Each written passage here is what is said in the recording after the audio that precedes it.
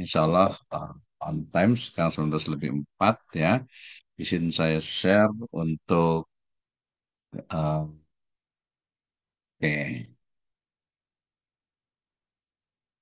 Ya, mudah-mudahan dan nampak. Saya buat macam nih karena tadi kalau saya buat full screen biasanya tak dia tak gerak ya. Ya, dia tak gerak, so saya akan buatkan ini sekarang. Nanti insya Allah apa semua slide saya akan hantar di ini ya. Saya akan hantar di grup WhatsApp. Oke, baik. Cap. Ini udah nampak. Ini tengok ada dalam 62, tapi insya Allah saya cukupkan dalam berapa? 30 sampai 45 menit ya. Insya Allah dalam masa itu cukuplah. Nanti kalau tak paham nanti kita boleh diskusi ya. Lepas nanti selesai, nanti saya akan hantar di grup WhatsApp untuk slide-nya ini ya dalam bentuk slide ya. Berarti kita paham lagi, kita sama-sama belajar lah ya. Baik, terima kasih. Bismillahirrahmanirrahim. Assalamualaikum warahmatullahi wabarakatuh. Alhamdulillahirabbil alamin wassalatu wassalamu ala asrafil anbiya'i wal mursalin habibana wa nabiyyana Muhammadin sallallahu alaihi wasallam wa ala alihi wa ashabihi wa man tabi'ahum bi ihsanin ila yaumiddin wa ba'd. Qala Allah ta'ala fi kitabihil karim a'udzu billahi minasyaitonir rajim. Bismillahirrahmanirrahim. Ya ayyuhalladzina amanu taqullaha wal tanzur nafsum ma qaddamat lighad. Waqala Rasulullah sallallahu alaihi wasallam idza matal insan in qata'a anhu amaluhu illa fi salasatin illa fi shadaqatin jariyatin aw ilmu yuntafa'u bi aw waladun salih yad'u lah. Amma ba'd fa inna asdaqal hadithi kitabullah wa khairal huda huda nabiyyu sallallahu alaihi wasallam. Alhamdulillah, syukur kepada Subhanahu wa taala yang telah memberikan kepada kita kenikmatan iman, Islam dan juga ihsan. Selawat dan salam sama-sama kita panjatkan kepada junjungan alam Habibana wa Nabiyana Muhammadin sallallahu alaihi wasallam, kepada seluruh ahlul baitnya, para sahabatnya serta orang-orang yang sentiasa mengikuti jejak sunnahnya hingga akhir zaman. Saya ucapkan terima kasih kepada seluruh tuan dan puan sekalian, Ustadz dan Ustazah, pelajar daripada College Islam Muhammadiyah Singapura. Baik, kita akan lanjutkan how to analyze data using statistic on SPSS ya, menggunakan SPSS. Tapi saya akan fahamkan dulu dari awal terkait dengan riset metodologi supaya nanti kita boleh ulang-ulang ya supaya lebih faham. Baik, saya awali dengan riset ataupun penyelidikan ya. Selalunya kalau kita boleh tengok nih kita apa bagi ya ada tiga.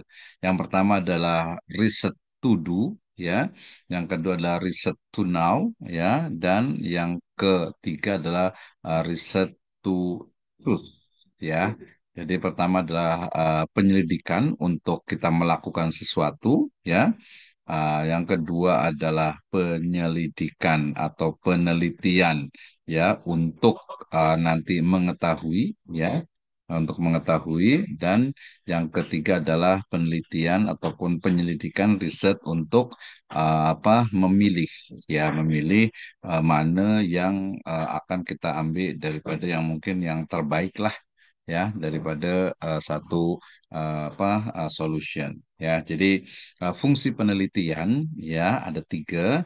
Yang pertama adalah yang riset need to know ya. Pahamlah semuanya ya.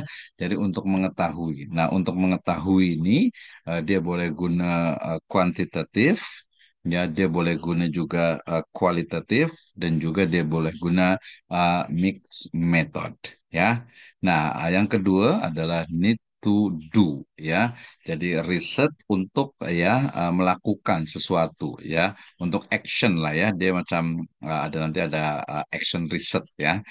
Riset sorry itu salah sedikit ya. Jadi ini to do maknanya ataupun dia adalah satu penyelidikan yang memang mencari satu solution ya untuk kita lakukan, kita untuk action ya. Ini boleh guna R&D, Research and Development, ya. Jadi penyelidikan penelitian dan pengembangan. And then the second action research, ya, jadi penelitian action research atau PAR, di mana masa kita meneliti ini memang hasil akhirnya adalah untuk riset atau untuk action, ya. Kemudian ada operation research, juga bagaimana operasional daripada riset. Jadi riset ini lepas selesai daripada riset ini kita boleh operasionalisasikan, ya. Jadi need to do, ya. Yang ketiga adalah need to choose, ya. Jadi riset to choose di mana kita boleh memilih daripada satu, dua atau tiga, ya. Nah, ini menggunakan using evaluation research dan juga policy research, ya.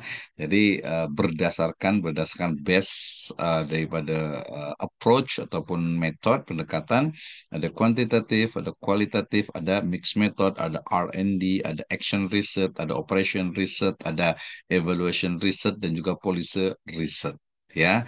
Nah, kalau mamanya tafsir hadis, ya need to know, berarti ya nanti untuk mengetahui, ya, macam mana mungkin kalau hadis, derajat quality daripada hadis, apakah dia sahih, ya, dhaif atau maudhu, ya. Mungkin juga bagaimana amalan apa yang berlaku di masyarakat terkait dengan hadis itu. Itu nanti sudah social science, ya. Jadi need to know. Kalau need to do berarti kita boleh riset pasal hadis mungkin ataupun tafsir ayat Al-Quran yang boleh kita lakukan. Misalnya apa, wala taqul lahuma uffin wa qul lahuma kaulan karima, atau wa qul rabbirhamhuma kama rabbayani shaghira. Misalnya itu do, jadi untuk dilakukan, ya. Itu juga bagian dari fungsi, ya, ataupun ya kita boleh sebut macam tujuan lah, ya. Jadi tujuan daripada eh, penelitian atau penyelidikan. Nah, jadi penelitian nih, penyelidikan ini dia tak hanya satu, tapi banyak. Dari kuantitatif pun nanti ada, kita akan bahas lah, ada regression, ada correlation, kualitatif ada etnografi, ada fenomenologi, ada literatur review, ada narrative studies, ada historical approach, ya, kemudian juga ada social science, ada nanti etnografi, ya, case study, grounded theory, banyak, ya. Mixed method, ya, gabungan antara kuantitatif dengan kualitatif, ya. Nah, biasanya untuk yang di academic, ya, di university guna need to know. Untuk di organization ataupun juga di company, di R&D dengan action research atau operation research. Kemudian masih di bisnis, ekonomi, atau mungkin juga di institution diguna evaluation research ataupun policy research. Oke, nah, metode penelitian kita ada cakap tadi, ya. Jadi metode penelitian ini kita boleh tengok nih ada dua, ya. Yang pertama adalah metode penelitian kuantitatif, ya.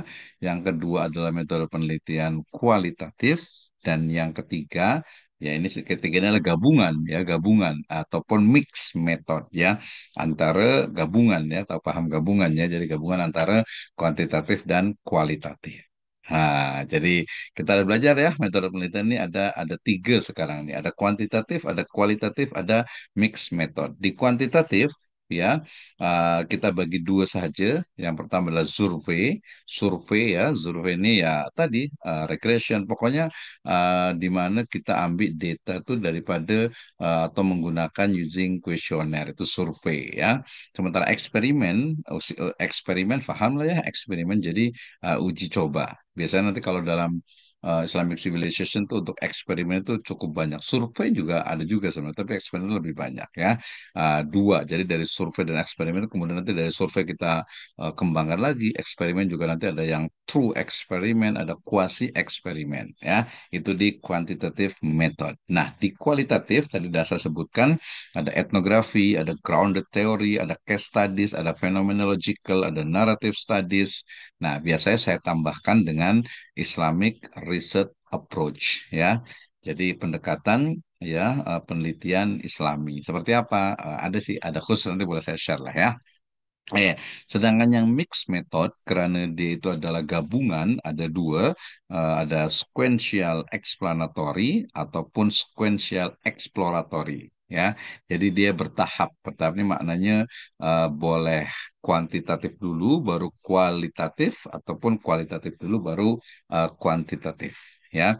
Kalau sequential exploratory berarti dia kuantitatif dulu. Oh, sorry, ada gitu nih. Nah, berarti dia kuantitatif dulu ya. Kalau umpamanya yang sequential exploratory, ya berarti adalah kualitatif terlebih dahulu ya. Kuantitatif, kualitatif. Nah, ada yang bagian dari mixed method juga ada concurrent, ya ada triangulation, triangulation actually ya. Kemudian juga ada embedded. Jadi dia ada yang maknanya langsung secara bersama-sama gitu, ataupun ada juga yang lebih dominan daripada apakah kuantitatif ataupun kualitatif. Tapi dua-duanya ini dipakai dalam satu penyelidikan. Macam tadi ya, SES ya, ketika paham pasal apa pengaruh daripada misalnya apa video game ya terhadap misalnya akhlak. Nah, nanti kita boleh tambah lagi itu kuantitatifnya ditambah lagi dengan apa interview ditambah dengan apa observation, kemudian juga ada apa dokumen studies yang merupakan ciri ataupun karakter daripada kualitatif. Ya, jadi ini metode penelitian ya ataupun research method ya. Oke, berikutnya. Ketika bicara tentang riset method, kuantitatif, kualitatif mixed method, kita belajar tentang kuantitatif lah ya. Jadi kita belajar tentang metode penelitian kuantitatif ya. Jadi kuantitatif itu adalah mengembangkan ilmu pengetahuan dan teknologi. Sorry ini Indonesia ya, bahasa IPTEK, ilmu ilmu pengetahuan dan teknologi. Jadi metode kuantitatif ini adalah mengembangkan ilmu pengetahuan dan teknologi melalui pembuktian teori atau pemikiran baru. Ya, ini adalah kuantitatif. Yang spesifiknya adalah melalui pembuktian teori. Misalnya teori tadi ada correlation antara sosial media dengan akhlak, ya, antara pemahaman tafsir terhadap pengamalan, misalnya gitu ya. Nah, itu adalah pembuktian teori. Masih ingat kemarin karakter daripada kuantitatif itu adalah ya logiko, hipotetiko, verifikatif. Nah, ingat tiga itu ya. Oke, kemudian apa itu metode penelitian kuantitatif? Ya, di Johnson menyebutkan bahwa quantitative researcher, ya, a researcher who focus on testing theories and hypotheses using quantitative data to see if they are confirmed or not, ya. Jadi dia membuktikan daripada hipotesis yang sudah dirumuskan dengan data kuantitatif untuk melihat apakah dia itu diterima, dikonfirmasi atau tidak, apakah berpengaruh atau tidak, apakah memiliki hubungan atau tidak.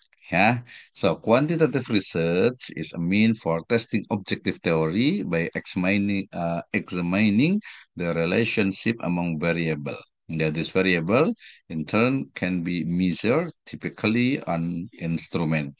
So that number that data can be analyzed using statistical procedure. Ini Creswell ya, 2009. Jadi jelas quantitative research itu adalah satu penelitian yang memang apa menganalisis hubungan ya, baik itu hubungan secara correlation ataupun secara regression ya. Tentu saja dia menggunakan instrumen ya yang nantinya data yang number itu dia akan dianalisis menggunakan prosedur statistik. Nah, di sini statistiknya. Oke, ini adalah metode penelitian kuantitatif. Ini ringkasannya. Jadi, metode penelitian kuantitatif adalah metode penelitian yang berlandaskan pada filsafat rasionalisme atau positivisme, saya dah bicara ini ya, digunakan untuk meneliti pada populasi atau sampel tertentu.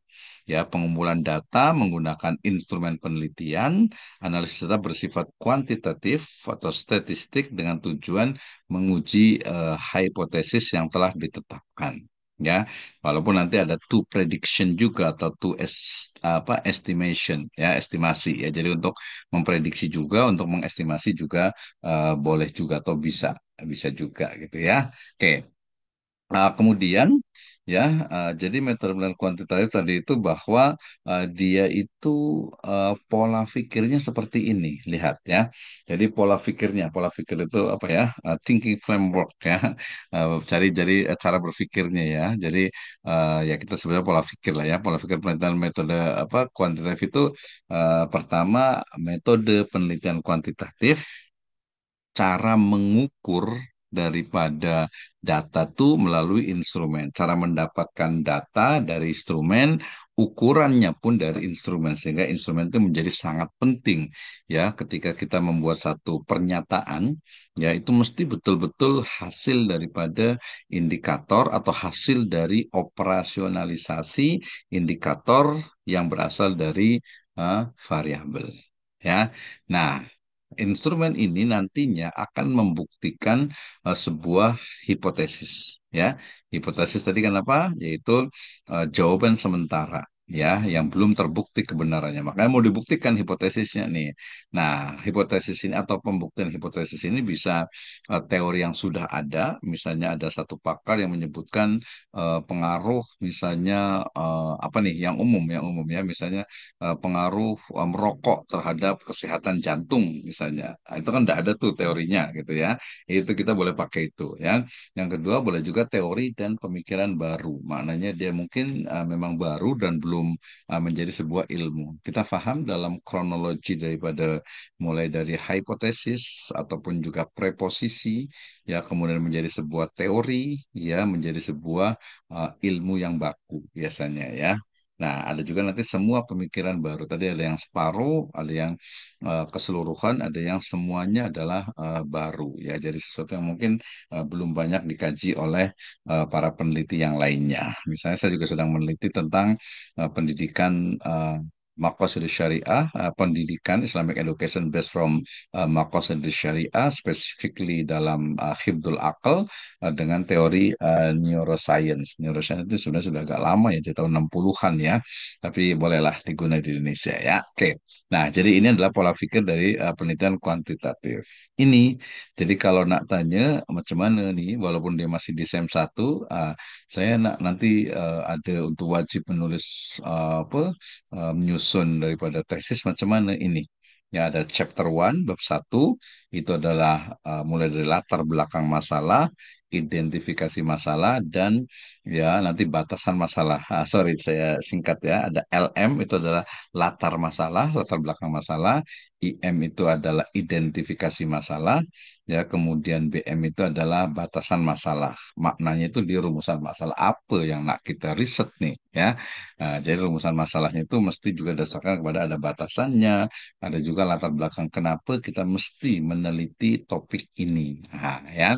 Di chapter 2 ya di bab 2 ini ada landasan teori, ada rumusan hipotesis. Nah, mulai masuk ke kuantitatif. Jadi yang ada di lingkaran di cycle ini itulah statistik yang digunakan di riset metodologi ya di chapter 3 biasanya itu ya.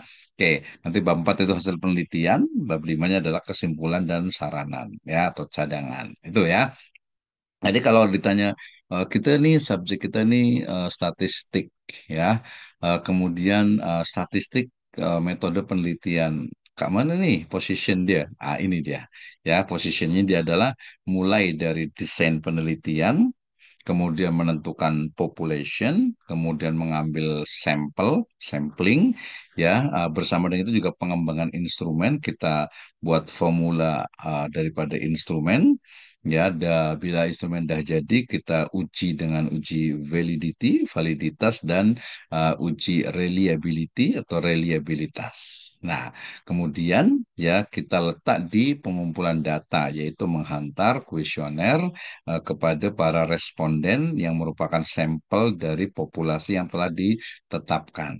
Dah dapat tuh ya data itu ya data dalam bentuk numbers ya karena hasil daripada form Google Form hasil daripada kuesioner selalunya adalah tadi misal skala Likert adalah 1 2 3 5 1 2 3 4 5 5 4 3 2 1 itu lepas dapat data itu kita letak di Microsoft Excel ataupun direct juga ke SPSS. Tapi biasa kita letak di inilah di worksheet ya di eh, apa Microsoft Excel. Nah, kemudian di analisis data. Analisis data ini dia guna regression ataupun correlation ya.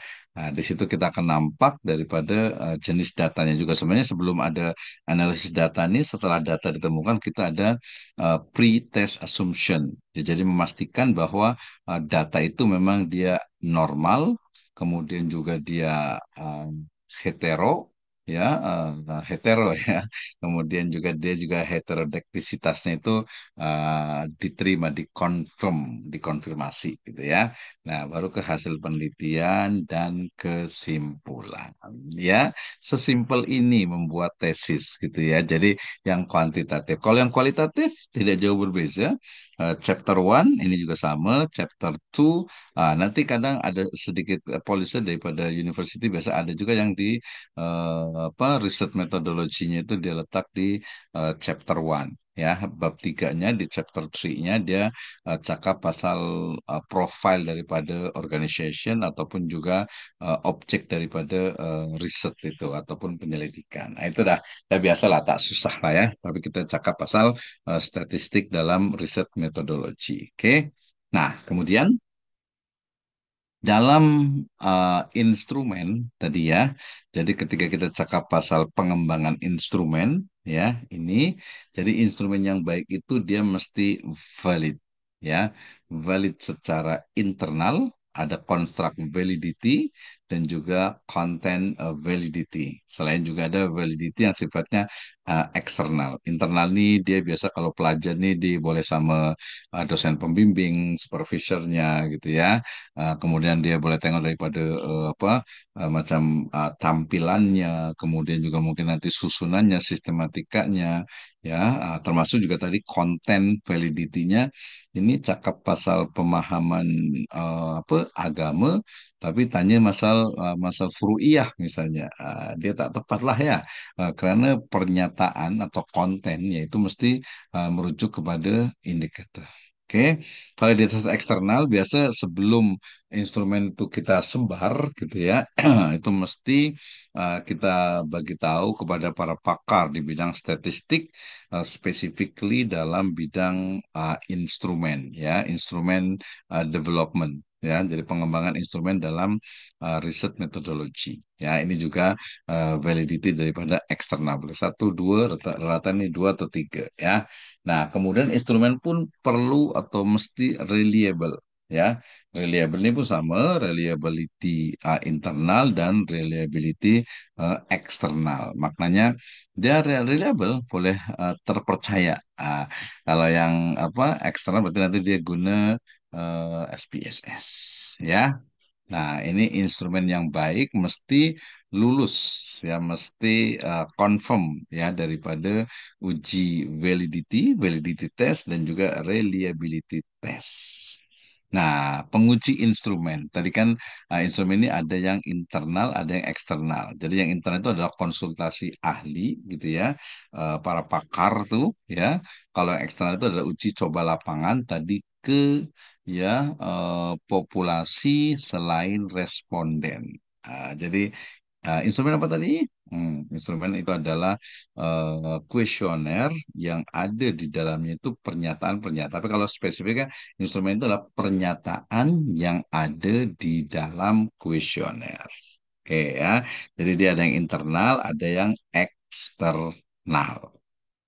Kemudian ya pengujian instrumen tes itu tadi ya ada uji validity, uji validity test, ada reliability test dan juga ada uji daya beda dan indeks kesukaran tes. Ya uji daya beda ini kita boleh tahu daripada style, format daripada pernyataan itu. Indeks kesukaran tes ya nanti jangan sampai ya, macam tadi kita buat riset pasal pengaruh video game terhadap akhlak pelajar madrasah kita nak buat apa kuesioner untuk pelajar madrasah, tapi dia punya language, dia punya bahasa tuh dia macam macam susah. Atau mungkin saya buat dengan bahasa Indonesia untuk pelajar di Singapura nih, pelajar madrasah nih ya mereka tak paham, banyak tak paham. Itu mesti ada tesnya yang betul ya.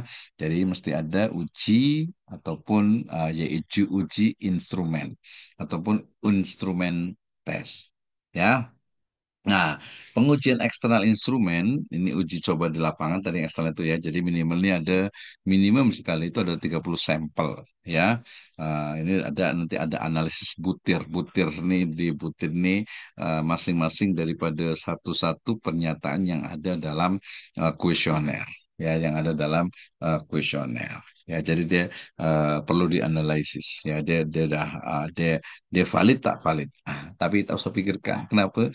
Karena kita dah boleh guna SPSS, kita boleh guna Microsoft Excel, guna Artificial Intelligence pun dia dah boleh. Jadi tak perlu sangat mikir lah ya, karena bukan utamanya kita di statistik ini ya. Oke, tapi kalau nak mikir boleh juga ya, better I think ya.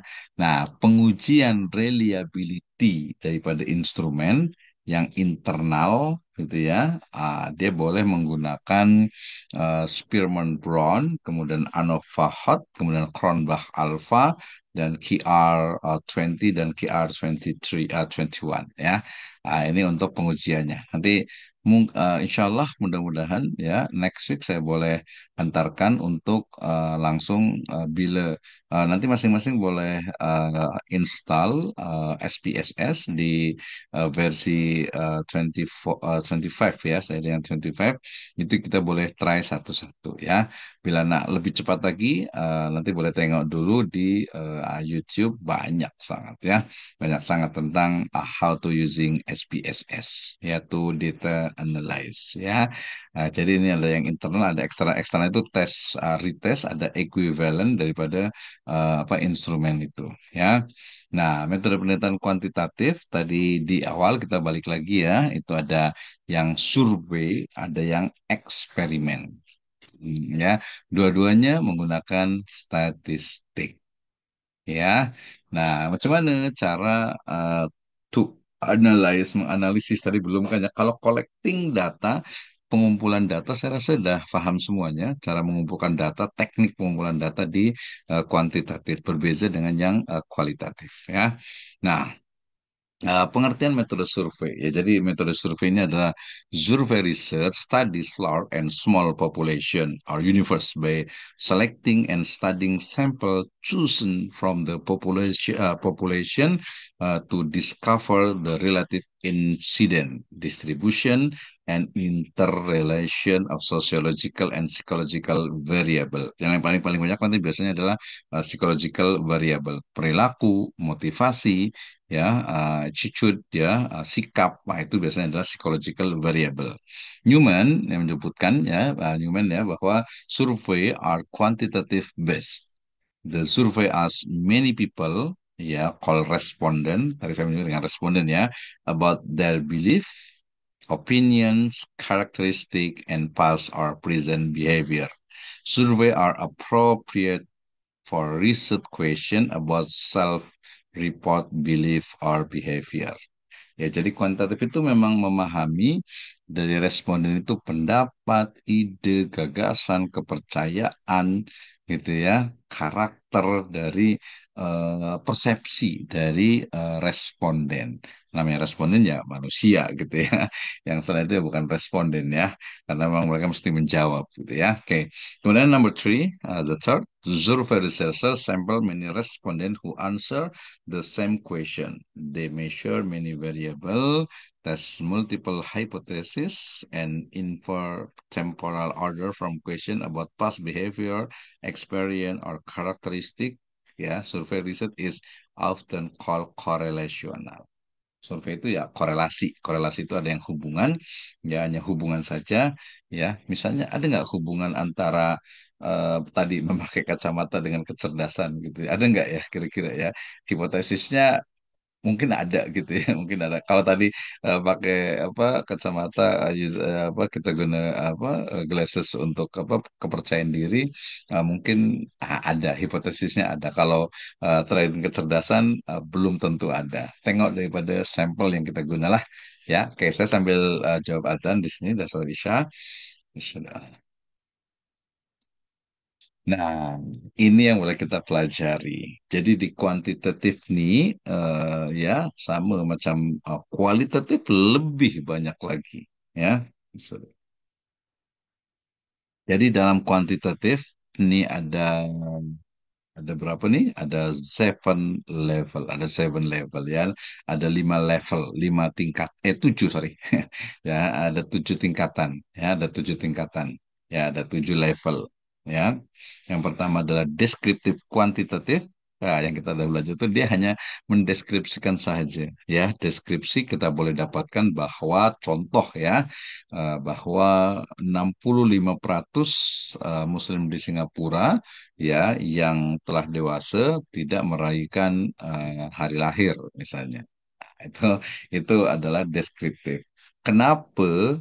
Itu udah kualitatif tuh. Atau mungkin udah ke inferensial. Jadi level yang pertama yang basic sekali adalah deskriptif kuantitatif. Yang kedua adalah komparatif dua sampel. So kita apa kita compare ya kita bandingkan ya antara dua sampel ya. Jadi macam saya nak tahu tadi pasal metode cara untuk membaca Al-Quran yang cepat nih apakah dia guna Iqra atau mungkin Ummi atau Kiroati atau Tilawati ya. Atau mungkin yang live itu dia guna apa komparatif dua sampel. Kalau lebih dua sampel arti di 2B-nya yaitu komparatif lebih dari dua sampel. Ya, jadi dia lebih banyak tuh. Dia boleh guna eksperimen, ya boleh juga guna nanti untuk yang apa survei pun bisa juga ya, bisa juga. Tapi kalau untuk yang komparasi ya eksperimen itu lebih banyak biasanya. Itu dulu, la ilaha. Nah, di level yang keempat ya ada korelasi ya regresi sederhana. Ini yang jadi di level apa? Di level sarjana atau degree ini di level yang keempat ya korelasi dan regresi sederhana. Korelasi itu hubungan, regresi itu pengaruh. Gitu ya. Kalau dia hanya hubungan saja, seberapa kuat hubungan, itu dia korelasi. Kalau seberapa kuat pengaruh, itu regresi. Yang X dan Y berarti simple atau sederhana, kan?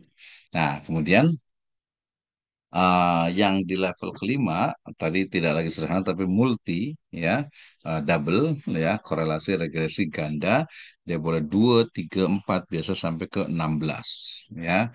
Kenapa? Karena untuk memastikan. Tapi kalau degree biasa hanya 2 ya simple. Kalau S2 master itu X1, X2 ya terhadap Y. Kemudian nanti kalau S3 ya boleh 3 lebih ya untuk X-nya ya. X1, X2, X3, X4, X5, dan seterusnya.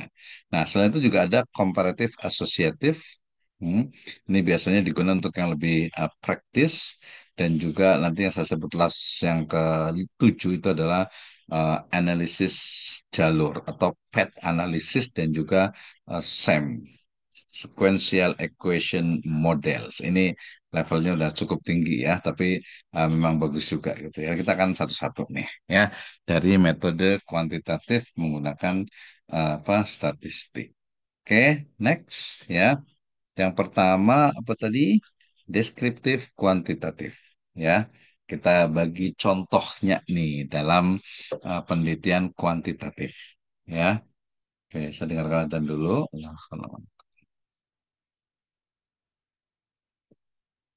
Pas minum dulu sih.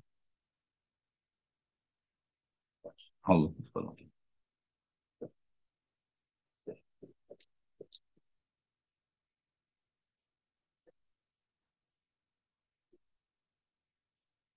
La ilaha illallah Muhammad.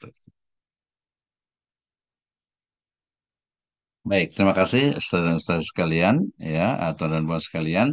Jadi ada 7 level, ada 7 tingkatan dalam penelitian kuantitatif deskriptif kuantitatif, komparatif dua sampel, komparatif lebih dari dua sampel, korelasi dan regresi sederhana, korelasi dan regresi ganda, komparatif asosiatif, dan model struktural jalur atau SEM. Ya, kita mulai dari penelitian deskriptif. Jadi kalau penelitian deskriptif itu dia ya hanya mendeskripsikan ya seberapa tinggi X, seberapa tinggi Y, seberapa tinggi Z. Ya hanya seberapa itu deskriptif ya. Too simple ya, sangat simpel sekali ya gitu. Jadi mendeskripsikan tadi tentang apa berapa eh, peratus ya pelajar di KIM yang mungkin apa dari sisi apa rumahnya itu di apa rumahnya ya, di apartemennya itu di timur, di utara, di barat, di selatan gitu ya. Nah, itu dia hanya mendeskripsikan saja ya. Jadi deskriptif statistik ya. Nah, penelitian deskriptif ini contohnya, example-nya adalah misal kita nggak tahu pasal quality pelayanan rumah sakit di era pandemi COVID-19. Oh, ini yang kemarin ya. Jadi kalau kita tuh kalah quality daripada pelayanan di College Islam Muhammadiyah. Satu ya. Atau mungkin boleh juga hasil belajar mahasiswa pelajar KIM di SEM 1 dan 5 nih ya, ataupun juga apa nih penghasilan nelayan di era COVID. Ini karena kemarin itu masa COVID kemarin itu ya skandal. Jadi pokoknya dia mendeskripsikan dari apa yang ada dia tanpa tengok daripada yang lainnya, yaitu adalah penelitian deskriptif ya. Sedangkan penelitian komparatif 2 dan 3 sampel ya kita jadi hanya membandingkan ya adakah perbedaan antara X1 dengan X2. Ya ini biasa kan ya. Contoh misal kita di satu hospital ada hospital A dengan hospital B ya. Ini layanannya yang bagus nih apakah hospital A atau hospital B. Itu kena perlu riset ya, bukan hanya kita ikut datang sana kita berobat kemudian apa kita kita cakap yang B ini dia lebih bagus daripada yang I, yang E nih ya. Oh, belum tentu. Kenapa? Karena perlu ada risetnya apa yang dibandingkan itu apa fasilitiesnya atau mungkin layanannya ya atau mungkin perobatannya atau mungkin keramahan daripada dokternya mungkin ya komparatif 1 2 sama lah ya. Nah 1 2 3 4 5 6. Nah, tergantung kita ada tenaga kita ada biaya kita ada masa tak untuk membandingkan ya kita pun boleh bandingkan di sini. Bandingkan daripada pelajar-pelajar nih yang rajin ya yang semangat. Itu kan dah nampak tuh ya. Jadi adakah perbedaan antara Y1 Y2 dengan Y3. Jadi dia komparatif ya jadi dibandingkan saja. Ya, bandingkan dari banyak lah yang boleh kita bandingkan ya. Orangnya, biasa kalau yang belum menikah tuh ketika memilih pasangan, memilih istri atau suami itu kan kita bandingkan ya. Ini ada 1, ada 2, ada 3. Ini bandingkan mana yang nak cocok nih. Nah, kita tahu pun kuliah ya. Masa kita masuk ke ke university kalau kita masuk ke KIM ini kan mungkin saya di KIM. Kenapa pilihannya? KIM mungkin dia lebih fleksibel. Mungkin murah tak murah ya. Murah atau tak murahan lah saya cakap gitu ya. Lokasi dekat, mungkin lebih contemporary, banyak hal lah ya. Ketemu saya juga insya Allah ya. Oke, komparatif yang level ketiga ya. Kemudian ada hubungan resiprokal, ini masih masih tadi komparatif ya. Dia hubungan, dia ke apa correlation. Ya, jadi macam ini hubungan resiprokal yaitu saling saling mempengaruhi ya. Jadi X nih dia berpengaruh kepada Y pun berpengaruh kepada X. Ya, oke. Nah, yang kedua ada hubungan kausal sebab sebab akibat. X berpengaruh kepada Y, Y. X berpengaruh terhadap Y. Yang hubungan simetris itu adalah X ya, ya ada hubungan simetris X dengan Y ada hubungan saja, walaupun bukan hubungan sebab akibat. Jadi kita bacanya dari bawah ya. Ada hubungan simetris, ada hubungan kausal sebab akibat, ada hubungan resiprokal saling memengaruhi. Ya, ini kan manusia selalu begitu ya. Ada yang hubungan biasa saja, tak ada yang spesial misalnya gitu ya. Jadi hubungan simetris ya. Kemudian ini yang hubungan X dengan Y. Tadi kan ya, yang apa? Yang hubungan simetris, yang X dengan Y. Jadi kita hanya tahu tadi orang yang ada tak hubungan antara X-nya itu dia guna glasses, ya dia guna kacamata, yang Y-nya itu adalah percaya diri. Ada nggak hubungannya? Ya, jadi misalnya kalau contoh lain hubungan seberapa tinggi X, seberapa tinggi Y, seberapa besar hubungan antara X dengan Y, ya dengan Y. Jadi mungkin tukar ya, ya yang X-nya itu misalnya adalah jangan pakai khusus ya, yang X itu adalah mungkin ya keluarganya adalah cikgu, teacher, ya, kemudian yang Y-nya itu adalah minat menjadi cikgu atau teacher daripada kanak-kanak mereka. Ada tak hubungannya? Profession nih, biasanya mungkin ada ya. Saya cikgu, saya lecturer, saya pensyarah, oh, anak saya nak juga jadi pensyarah, itu ya. Tapi kan bukan satu, tapi mesti banyak daripada kita mesti survei daripada atau ustaz lah ya, ustaz ya. Jadi ustaz ataupun ustazah kita survei anak-anak mereka. Kalau anaknya dua tiga ya, ada tak yang memang minat untuk menjadi ustaz atau ustazah? Gitu ya. Jadi nanti pengaruh antara profesi, apakah jadi pengaruh profesi orang tua terhadap minat, cita-cita, harapan, obsession daripada anak-anak mereka. Itu juga boleh tuh ya. Jadi dia dia hanya hubungan saja, pengaruh hubungannya dia hanya hubungan saja, ada kaitannya lah ya. Oke. Nah, nanti tahu beda antara hubungan dengan pengaruh gitu ya.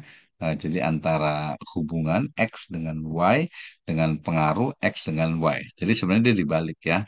Jadi kalau hubungan ini dia dua-duanya itu memang memang ada hubungan tapi tidak saling memengaruhi. Tapi kalau yang apa pengaruh regression ya pengaruh yang ini nih dia ada pengaruhnya. Kenapa? Karena pengaruh ini dia dalam 0,68 0,68 ya ada nanti kita boleh tengok daripada Y apa R hitungnya kemudian juga nilai ataupun apa value dari apa dari pengaruhnya itu ya ada Y cap-nya yang itu Pak. Jadi rumusan masa itu seberapa tinggi X seberapa tinggi Y seberapa besar pengaruh X terhadap Y ya misalnya tadi eh, apa kalau kalau tinggi kita tukar ya jadi bukan tinggi kalau itu kan tinggi badan ya.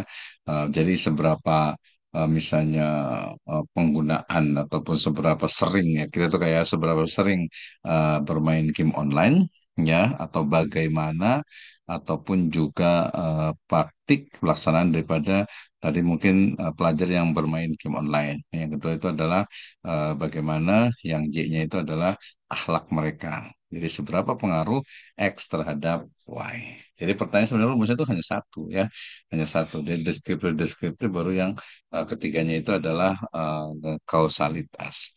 Kalau resiprokal dia mencari hubungan sebab akibat ya. X berpengaruh terhadap Y, Y pun berpengaruh terhadap X. Jadi saling memengaruhi. So, rumusan adalah seberapa tinggi X, seberapa tinggi Y, seberapa besar hubungan antara X dengan Y, seberapa besar hubungan Y dengan X, Y dengan X, gitu ya. Jadi dia resiprokal X dengan Y. Ini adalah hubungan resiprokal. Nah, ini yang biasa yang kita sebut dengan apa? Regresi linear berganda. Ya, jadi apa? Yang maksud dengan apa? Multi linear regression. Jadi X-nya ini dia bukan hanya satu, tetapi dua. Jadi nanti rumusannya adalah bagaimana pengaruh X1 terhadap Y, nomor duanya bagaimana pengaruh X2 terhadap Y, dan yang ketiganya adalah bagaimana pengaruh X1 dan X2 secara simultan atau secara bersama-sama terhadap Y. Nah, inilah kuantitatif dengan cara menghitungnya atau dengan cara menghitungnya adalah statistik ya. Jadi analisisnya analisis perhitungan rata-rata three variance ya, tiga variabelnya X1, X2, X3, korelasi dan regresi sederhana dan korelasi dan regresi ganda. Jadi dihitung satu-satu nih. Jadi X1 terhadap Y ini dia pengaruhnya ini R nih dia pengaruhnya berapa? Ya, kemudian kalau yang X2 nih pengaruhnya ini berapa? Ya, kemudian X1 X2 secara bersama ini berapa? Gitu ya. Nah, setelah ini ada lagi satu yaitu dia double ya, jadi lebih dari tiga variabel independen. Nanti ada juga yang variabelnya itu adalah Y-nya itu sendiri, double ya, analisis pengaruh merek X1, country of design X2, karena country of manufacture X3-nya terhadap quality Y1 dan juga niat beli Y2. Wah, jadi dia semakin kompleks ya. Jadi bukan hanya X-nya berpengaruh terhadap Y, tetapi X1 itu berpengaruh terhadap Y1 ada Y2 gitu ya. Jadi dia akan banyak lagi. Kemudian ini juga multivariat. Jadi X1 itu ternyata pengaruhnya terhadap Y1, Y2, Y3, Y4. Misalnya gini, apa ya, kesolehan seorang suami misalnya gitu ya. Kesolehan seorang suami itu kira-kira berpengaruh terhadap apa saja ya? Gitu ya. Nah, mungkin keharmonisan rumah tangga, keberkahan rumah tangga, anak-anak yang soleh dan solehah gitu ya. Banyaklah gitu ya. Jadi oh ternyata bukan cuma satu nih, ada Y1, Y2, Y3.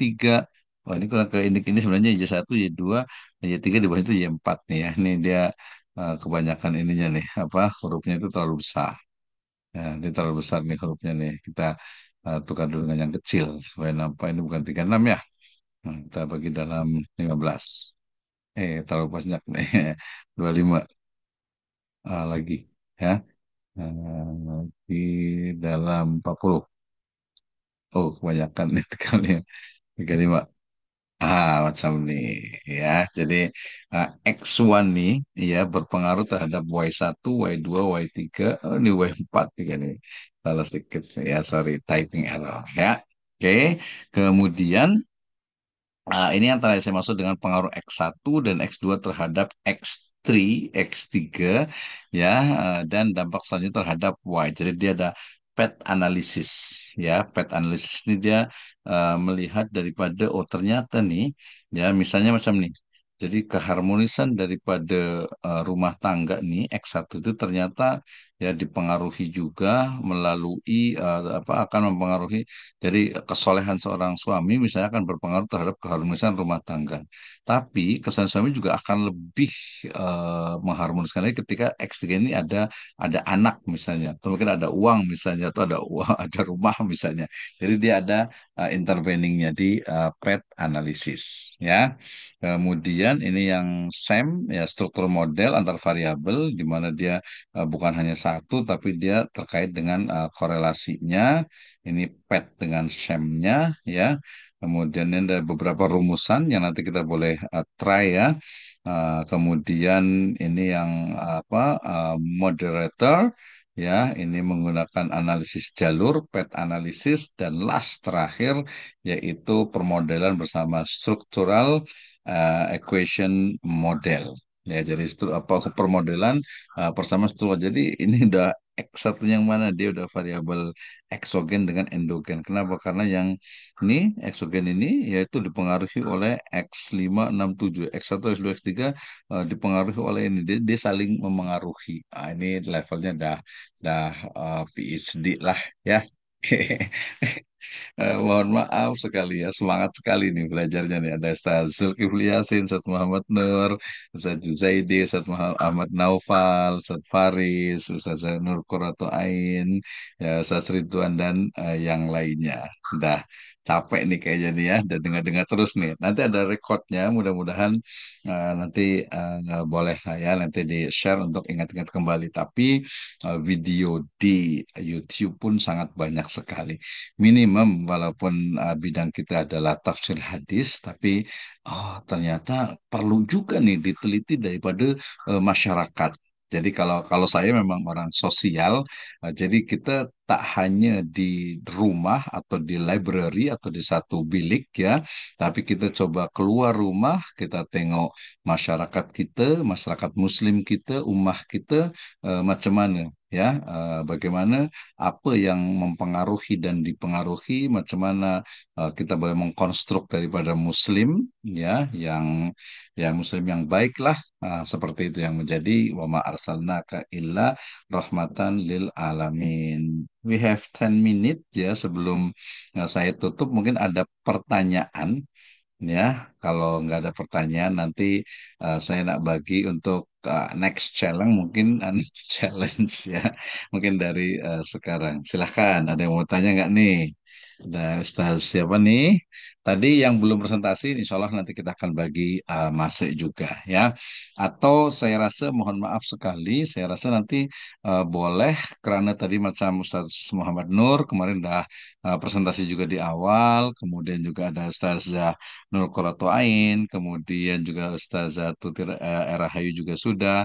Nah itu kan kita dah letak nota namanya. Jadi tak apa, yang ini tak perlu presentasi, nanti langsung presentasi ke yang ketiga ya, presentasi yang ketiga yaitu tadi udah ada yang dapat belum nih ya. Jadi tugasannya mungkin antara nanti tengok apakah Jumat atau Sabtu, tapi ini semuanya wajib. Ya, semuanya wajib. Kalau yang tadi saya rasa yang kemarin sudah cukup. Kita yang wajib sekarang itu adalah banyak sekali uji yang ada dalam kuantitatif.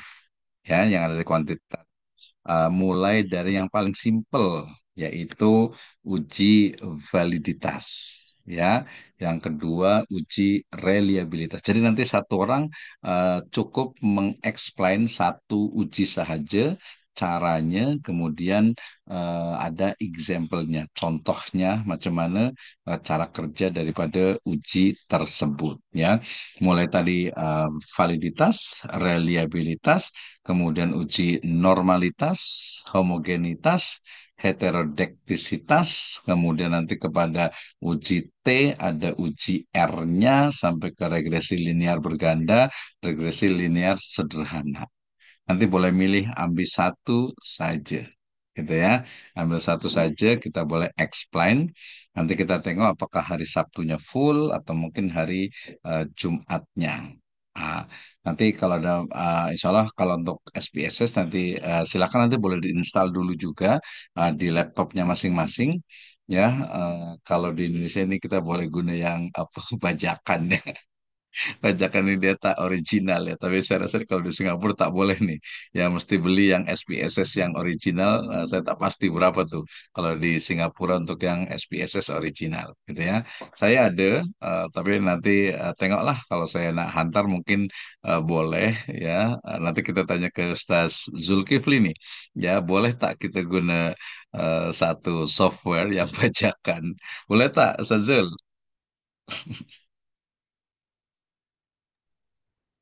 Maaf, Ustaz, saya kurang pasti. Apa kita Kurang boleh? mesti ya. Dari yang lain boleh tak kita guna SPSS yang bajakan? Bajakan ini maknanya dia tidak rasmi, ilegal ya. Dia bajakan. Jadi di Indonesia biasa karena mahal macam macam inilah Microsoft, kemudian Office ya, Windows. Sekarang Windows di Indonesia Windows ini dalam 300 1 juta ya. Mahal. Jadi kita biasa, tapi punya saya ori lah ya. Jadi bukan bajakan ya. Ada yang paham tak? Boleh tak? Kalau di Kim macam mana nih? Atau di Singapura nih kita guna macam Microsoft Office tuh dia mesti original ya. Lepas itu juga apa untuk SPSS pun Microsoft Excel pun dia mesti original. Ya dia mesti asli dapat lisensi daripada Microsoft ya. Nah kalau SPSS tuh dia daripada IBM ya. Nanti kalau kita sarankan untuk yang pakai ini saya tak apa atau mungkin saya serahkan ke masing-masingnya lah ya. Nah, tapi ini saya juga apa kalau yang Office yang 2007 udah lama banget ya. Itu dia dah saya rasa dah left right lah ya. Tidak ada copyright lagi. Tapi nanti boleh tengok ya. Oke, saya rasa udah cukup. Ada yang nak tanya tak? Nanti tugasannya nanti saya boleh type di grup. ya terkait dengan masing-masingnya. Mungkin kalau ada koordinator daripada kelas ini, nanti boleh kita bagi satu-satu ya. Ada pengulangan sedikit pun tak apa, ya misalnya fokus kepada menghitung secara manual daripada simple linear regression di TikTok, di reel video, di YouTube itu banyak sekali. Ya, tulis saja di situ type cara uji ataupun uji normalitas, uji validitas, uji regresi linear berganda, ya regresi atau simple ya linear regression itu sangat banyak sekali. Ya, tinggal kita tengok, kita pelajari, kemudian nanti boleh explain next week. Ya, oke, terima kasih. Di jam saya 2 menit ya. Nanti saya akan hantar untuk apa? Slide-nya saya akan hantar di grup ya, yang tadi semuanya. Silakan boleh dibaca. Kalau tak paham nanti boleh juga apa tanyalah apa WhatsApp pribadi personal ke saya. Itu boleh ya, nanti insya Allah saya jawab lah. Nah, tidak ada lagi ya. Kalau tidak ada, saya ucapkan jazakumullahu khairan katsira. Terima kasih banyak atas masanya. Mudah-mudahan masa yang kita guna ini lebih kurang dalam 3-4 jam ini menjadi amal ibadah bagi kita, menjadi amal soleh bagi kita sehingga menjadi bekalan kita sebagai amal soleh untuk menuju akhirat sana. Terima kasih. Kita tutup. Hamdalah. Kita nakhtatim bilhamdalah dan doa kafaratul majlis. Alhamdulillahirabbil alamin. Subhanakallahumma wa bihamdika asyhadu an la ilaha illa anta astaghfiruka wa atubu ilaik. Wallahu muwaffiqil aqwamit thoriq. Wassalamualaikum warahmatullahi wabarakatuh. Wa ma'akumun najah wa jazakumullahu khairan. Assalamualaikum warahmatullahi wabarakatuh. Waalaikumsalam Waalaikumsalam warahmatullahi Oke, warahmatullahi terima wabarakatuh. kasih. wabarakatuh. Sampai Terima jumpa kasih Ustaz. next Terima kasih week. Ustaz. Al hadapan. Terima Barakallahu kasih. fiikum Ustaz.